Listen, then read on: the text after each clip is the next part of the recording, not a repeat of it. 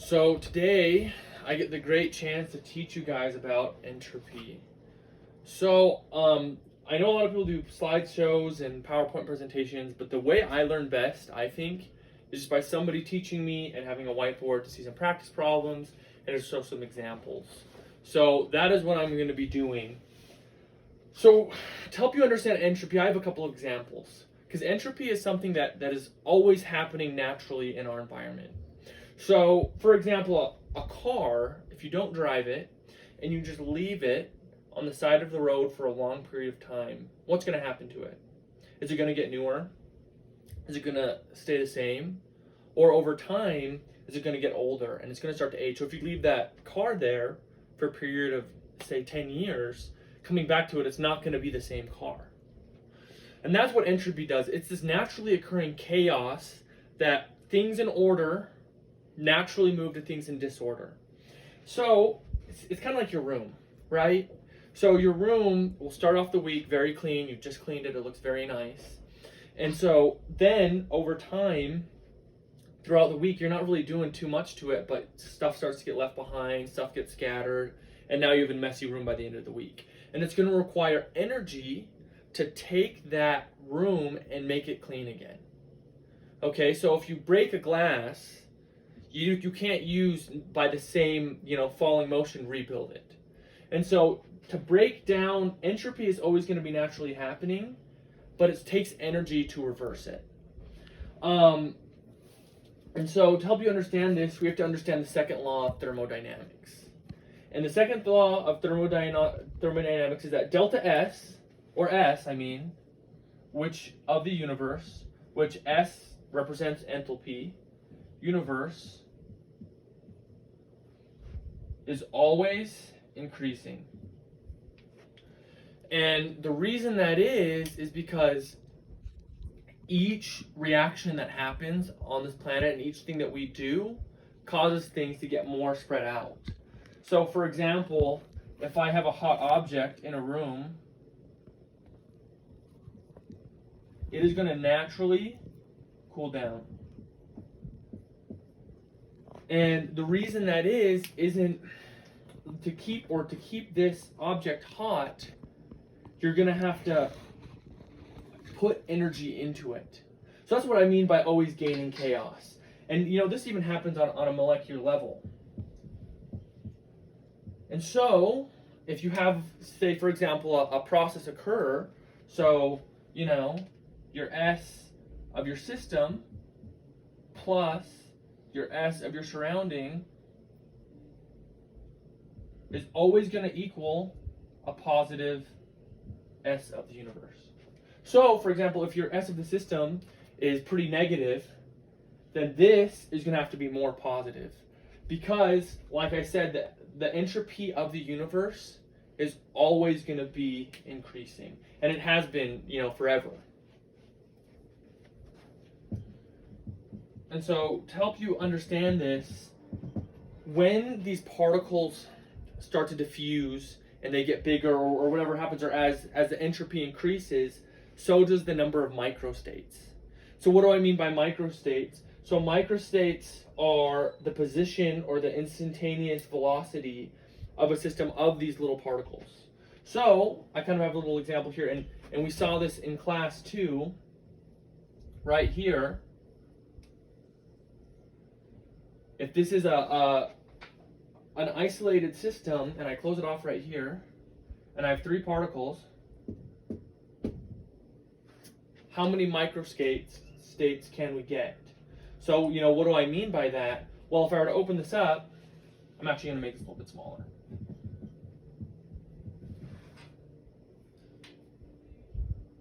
If I open this up, this little guy right here, so that is one example of one state. It could be that I open it up and those all stay right there. Another example, I'll actually label them 1, 2, 3 so we can specifically see each particle. So 1, 2, and 3. Another example, right here, sorry for my drawing, I could have 1 and 2 stay here and then 3 and the one next to it. Or I could have 1 and 3 right here and 2 come over. And finally, I could have 2 and 3, and then 1 come over here. And now I could have all of these. These are all possible microstates. I could have all of these, but reversed. So I'll draw that out for you super quick, just so you can kind of get an idea. Sorry for my drawings, I'm not the best at it. So then I could have 1 right here, and 2 right here. I could have 2 right here, and 1 and 3 right here. And I could have 3 right here, and 1 and 2 right here. And then finally, my last one is 0 right here, and then 1, 2, and 3. So these are all our total microstates if they move in, if we have them in this little system here. So we count them up: 1, 2, 3, 4, 5, 6, 7, 8. So that's a total of 8 microstates. Obviously, this is on a very small scale, and they can get bigger and bigger and bigger. But something interesting about this is from this we can actually calculate our entropy. So Boltzmann is actually the one who helped to kind of figure this out. But before we get into that, it can kind of be confusing once the numbers get bigger to determine, how many probable microstates are there.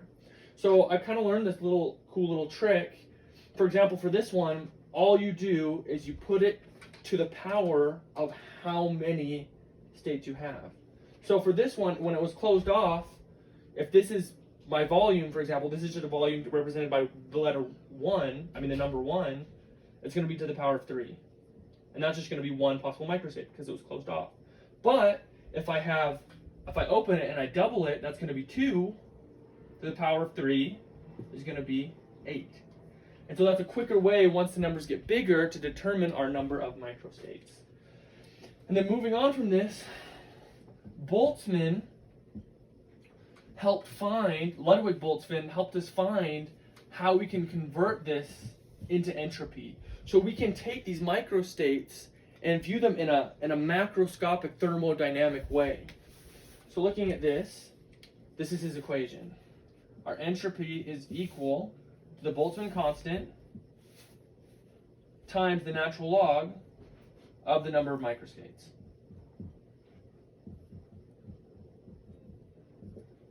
Or if you want to find for the total process, if it's a process, for example, our change in S is equal to the same thing, except it's the number of our final microstates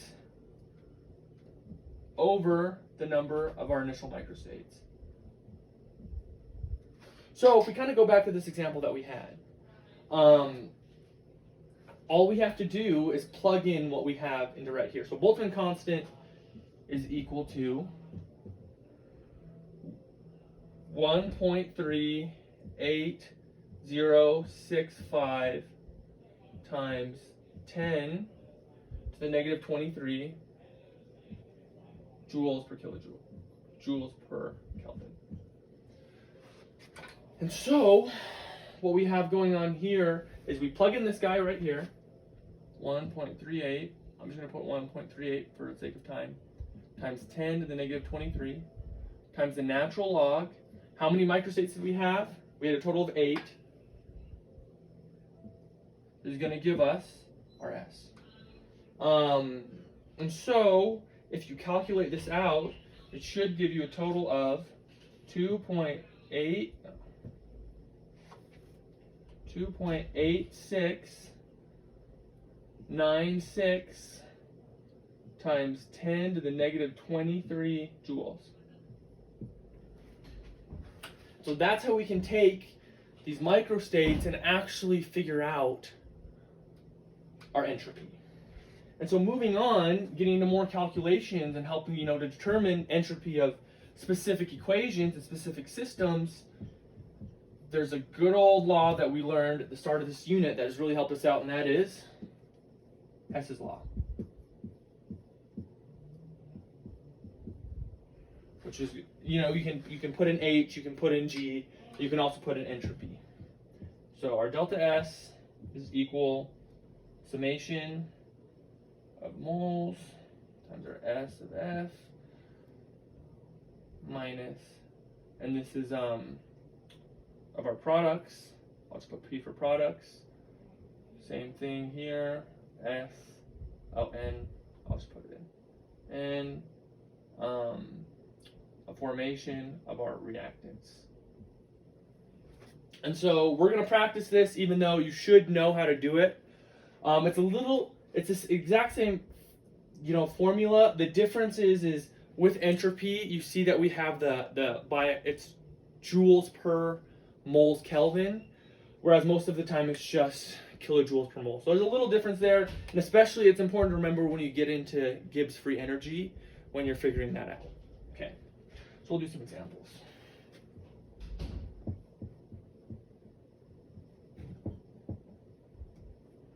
Okay, so say for example, carbon monoxide, entropy of formation, the formation of carbon monoxide is 198. 98 joules per grams mole. And we mix it with hydrogen, which is 130.5.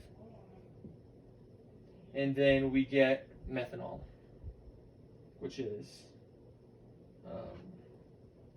let's see, H3OH equals 240 kilojoules per mole Kelvin. Okay, so we all have everything out. Now we just have to make our equation, which is super simple. CO plus H2 yields CH3OH. And then we just got to put, for balancing, we just want to put a 2 right here to make it 4 hydrogen. We have 1 oxygen and 1 carbon. Okay, so it's balanced. And now all I like to do is if it's in a table like this, I'll kind of connect it. Okay, so I see that this is 198. This is really important, our 2 moles for our hydrogen for that 130.5. And this is what it's going to subtract from our methanol. So let's take our methanol, 240, minus 2 times, what's our hydrogen? 130.5 plus 198.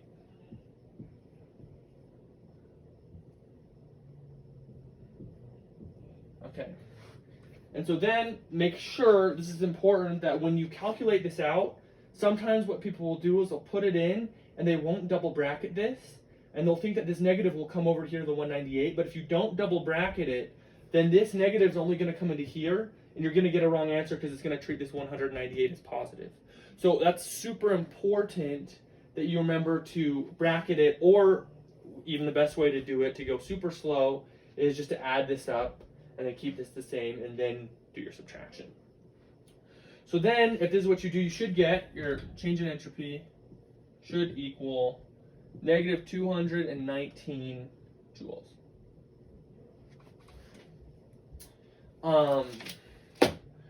Okay. Moving on from that, we're going to do one more that's a little bit trickier. Kind of same idea, except the difference is instead of having to calculate the total entropy, I'm going to give you the total entropy, and then you're going to have to figure out what the entropy of formation is for one of our, I think it's for the products. So, try it out again.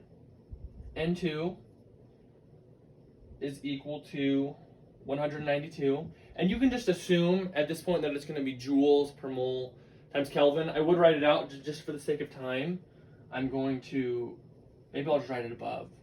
So this is all in joules per Kelvin mole per mole. Okay, N2, and then our H2 is 131. And then what we want to find is when we mix these, we get ammonia, And this is what we want to find. Okay, so this is our x, this is our variable. And the questions, what they'll have to give you for you to answer this is your change in enthalpy. Change in enthalpy is 199 joules. Okay, so first of all, let's draw out our equation. So we know that N2 plus H2 yields NH3. Okay, and then we're going to have to balance this. So we're going to have to put a 2 here and a 3 here. And because that 2 is here, yeah, that looks right. So we have 6 hydrogens here, 6 hydrogens here, 2 nitrogens, 2 nitrogens. Okay. So, moving on from this, we have our nitrogen, which is 192 kilojoules. Joules. Actually, what I can do is I can just calculate it out right here. So, let's make our equation, and we have what it's equal to, and we'll just treat this as x. So, moving on from N2, it's going to be negative 199 equals whatever this guy is, which is 2 times NH3, we don't know, it's going to be x, minus N2, which is 192, plus 2, or what is it, 3 times 3, 131. Okay. And so now what you want to do is add these guys up and then add it, because you're doing your reverse of the equation. So you add it from this side onto this side, and then you're going to divide it by 2. And then that should give you your answer, which should come out to be about 193 joules per Kelvin mole. Okay.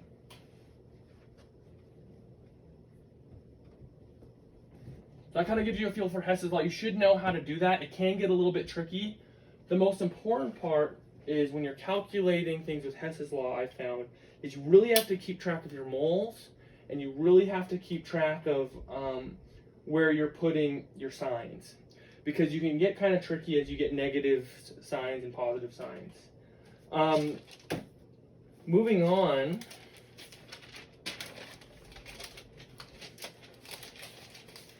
we're going to talk about determining whether entropy decreases or increasing. Because like I said, we can talk about how it's this increase in chaos, increase in number of microstates, but it can get really confusing once we actually put the pen to the paper. So I've just a couple examples that we'll put out. So if I have CH3, OH, liquid, and it goes to CH3, OH, gas, what's happening? Well, the biggest telltale sign here is our moles are the same, but it goes from a liquid to a gas, which gives it more opportunity to have more microstates, to have more chaos. So you can see here that this is clearly a positive S. Okay, let's keep going. So if I have N2O4, it leads to 2 NO2, which are both gases. What's going to happen? So these N2O4, so it stays as a gas, but we can clearly see that it increases in moles. So because it increases in moles, this too is a positive entropy. Then we'll do a few more just to understand, because it can kind of get confusing, but the rule of thumb is look at the moles and look at the state change, and that's how you should be able to determine whether it's increasing or decreasing. So we'll put a little bit more of a difficult one on here. So say for example this, CO as a gas plus H2O as a gas yields CO2 as a gas plus H2O. Okay, so the first thing, oh my gosh. Yeah, I gotta fix that gas. so the first thing that you should notice on here is that these are all gases. Okay, so they're all gases. We're not seeing a huge change in entropy there. Well, let's count our moles. 1, 2. That's 2 moles. 1, 2 here. So in this equation, can we determine the change in entropy? And actually, we can't. So this is an example where there really shouldn't really be too big of a change. And really, if you see a question like this, if there is the opportunity to press, no change, then that's probably what you'd want to be at, unless they give you an equation to calculate it from. And I'll give you one more. CH3 COOH liquid goes to CH3 COOH solid. Okay, and this should be easy. So if we look at the liquid, the state, and it goes to a solid, it's condensing, giving it less opportunities for microstates, leading to a decrease in entropy. So this would be a negative S. So hopefully that makes sense.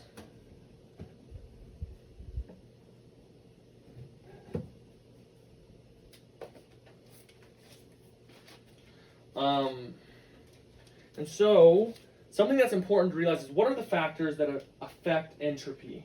So there's 3, and this is just entropy, just S. Okay, no, not change in entropy. You don't see a delta sign. So we have mass, molecular structure,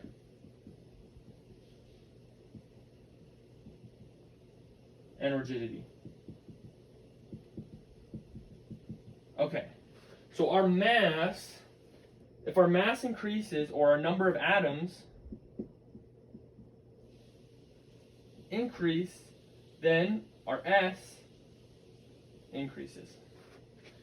So, it makes sense. As it gets bigger, it gives you, and we have more atoms, it gives us more opportunities for different microstates and more chaos and more different mixing and mingling of these particles. Molecular structure, if linearity increases, then structure increases. So this can kind of be confusing.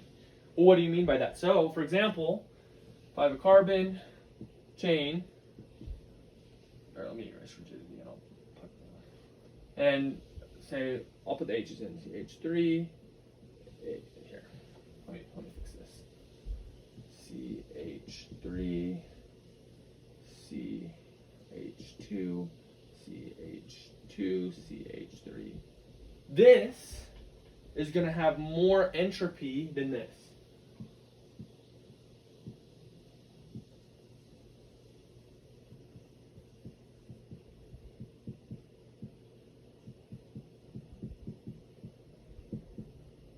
So even though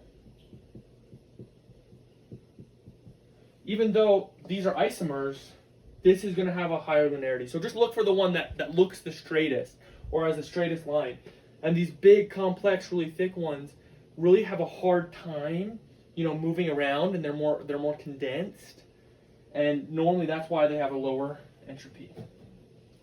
So finally, rigidity.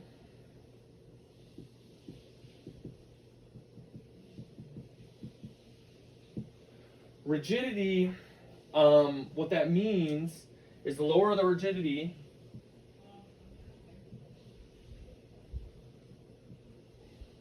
or if I just say rigidity decreases, then our delta S, or our S, increases. Okay, so this should make sense. The more rigid a molecule is, the harder it is to move around. And this kind of gets into our third law of thermodynamics, which states that a perfect crystal at absolute zero has 1 microstate and it has 0 entropy. So what that's talking about is if it's that rigid, it can't move around and it can't have a lot of microstates. Whereas if the rigidity is very low and it's very fluid, it can move around in those molecules. So the last thing I meant to go over before I cut out was things that affect the change in entropy. So earlier we were talking about the entropy in general that influence it. So these 3 are volume, number of independently moving particles, and temperature. something to note is these two right here affect the positional entropy, whereas this temperature affects the kinetic energy for dispersal.